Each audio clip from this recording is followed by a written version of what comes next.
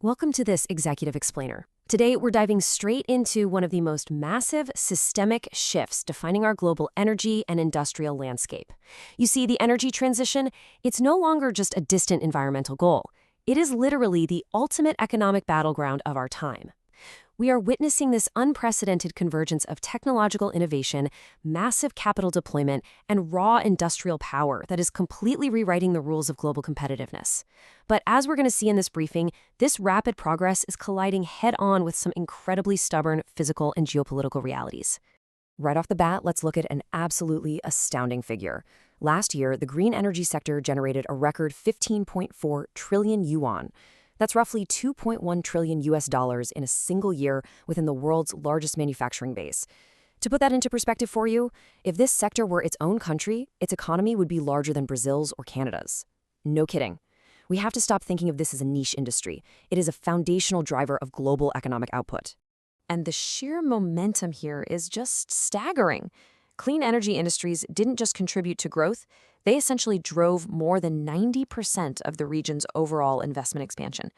While traditional economic sectors like real estate or conventional infrastructure were facing serious headwinds, the capital flowing into the manufacture, installation, and export of batteries, EVs, and renewables, well, it practically carried the broader economy on its back.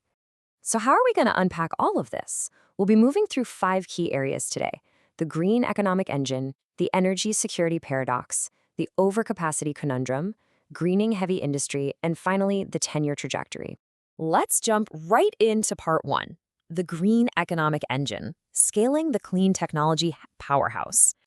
We are seeing a complete system-wide rewiring of the global supply chain, and it's leading to a massive acceleration in macroeconomic weight. Look at this leap. In just a few short years, clean energy's contribution to GDP jumped from 7.3% in 2022 to a projected 11.4% for 2025. Honestly, without this specific clean tech engine firing on all cylinders, broader national economic growth targets would have missed the mark by a wide margin. The green transition isn't a cost center anymore. It's the primary engine for industrial vitality.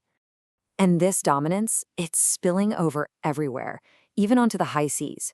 We are tracking record-breaking first-quarter deliveries of green maritime vessels slated for 2026. We're talking major, game-changing technological breakthroughs across the board here. From methanol-ready container ships to advanced liquefied natural gas carriers and even pure electric-powered vessels for short-sea shipping. The same industrial muscle that mastered solar panels and batteries is now actively decarbonizing global maritime transport. Which brings us to part 2, the energy security paradox, the collision of climate goals and baseload reality. Now, progress is rarely a straight line, right? What happens when the physical power grid just cannot handle the incredible surge of green energy we're suddenly producing? Well, you hit a critical bottleneck called curtailment. Imagine vast, sun-drenched plains and windy plateaus generating immense amounts of clean electricity. But because the transmission infrastructure to move that power to distant manufacturing hubs is totally inadequate, grid operators have to tell producers to literally dial down their output. Staggering amounts of pristine, clean power just go to waste because the grid simply hasn't caught up with the generation boom. So you have to ask, how do you aggressively cap emissions while making absolutely sure your factories don't go dark? It sets up this crazy contradiction.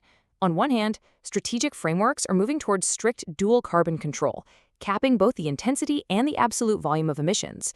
But on the other hand, we're seeing a relentless expansion of new coal-fired power plants. Policymakers are absolutely determined to avoid a repeat of the devastating industrial blackouts we saw globally between 2020 and 2022. Coal gives them that dependable, round-the-clock, baseload power that renewables just can't guarantee yet due to grid and storage limits. This creates a startling tension between political ambition and hard economic reality. Despite having world-leading renewable installations, the upcoming long-term strategic macroeconomic plans actually mandate an 8 to 10% increase in fossil fuel consumption. And it's not just for electricity. It's heavily driven by energy security policies expanding domestic coal to chemicals and coal to liquids production, just to ensure self-sufficiency in industrial feedstocks and transport fuels. All right, let's look at part 3, the overcapacity conundrum. Manufacturing dominance meets global trade friction. All this reliance on conventional energy fuels an absolutely massive domestic manufacturing base. But achieving a 69% global share in battery cell production, or controlling roughly 60% of global green hydrogen electrolyzer capacity, where production is up to 50% cheaper than in the West, well, it's a double-edged sword. It has triggered intense, cutthroat price wars. Factories are producing way more than domestic markets can possibly absorb, and that is forcing the imminent activation of protective trade mechanisms abroad, most notably the EU's Carbon Border Adjustment Mechanism, or CBAM, which kicks off on January 1, 2026. These macro forces, they cascade violently down to the enterprise level. Overproduction leads directly to price wars where companies are actually forced to sell below cost, completely eroding profitability. Meanwhile, local governments are trapped. They desperately need these green factories for jobs and revenue, but funding them just makes the oversupply worse. The fallout is rising global tariffs on EVs. And if your supply chain relies on these inputs, you are right in the crosshairs. Because this cheap, clean tech is often made using coal-heavy power grids, carbon-intensive material inputs like aluminum and steel are going to get hit hard with strict border taxes under policies like the EU CBAM. Moving on to Part 4, Greening Heavy Industry. The stubborn realities of global steel and industrial processes. If we really want to talk about systemic disruption, we have to talk about steel, cement, and chemicals. Get a load of this number: 357 million tons per annum. To put that into perspective, that is enough new steel to rebuild the Golden Gate Bridge thousands of times over, every single year. While some legacy manufacturing regions are starting to moderate their coal-based steel expansion, emerging economies are actively doubling down. This massive pipeline of new, conventional coal-based blast furnaces, driven mostly by India's rapid industrialization, threatens to lock in highly carbon-intensive infrastructure for decades. It paints a picture of a deeply, deeply fragmented global landscape. Think about it. You've got India commanding 42% of all global steelmaking expansion, and 93% of that relies heavily on coal. But when they go to export that steel, the EU CBAM is standing by, ready to penalize those imports with up to 32% cost hikes. It's a huge financial vulnerability. Now, there are some really exciting bright spots emerging, like India rolling out formal green methanol guidelines and running their first maritime bunkering trials. But at the same time, we're still seeing persistent, structural reliance on fossil fuels, from African oil extraction failing to spur local development to Iranian gas-based direct reduced iron production. Finally, Part 5, the 10-year trajectory, deploying capital in an era of systemic disruption. As we look ahead to the next decade, it's clear the rules of the game have irrevocably changed. We have to ask ourselves, with global green tech caught between unprecedented explosive growth and these severe structural paradoxes, how do institutional leaders actually deploy capital without stepping on a political landmine? How do you confidently invest in massive industrial capacity when the grid might suddenly curtail your power, or a foreign border tax could literally erase your profit margin overnight? Navigating this requires a highly disciplined, technologically literate, and truly global perspective. So what's the takeaway here? To succeed in this incredibly complex environment, you need specialized guidance.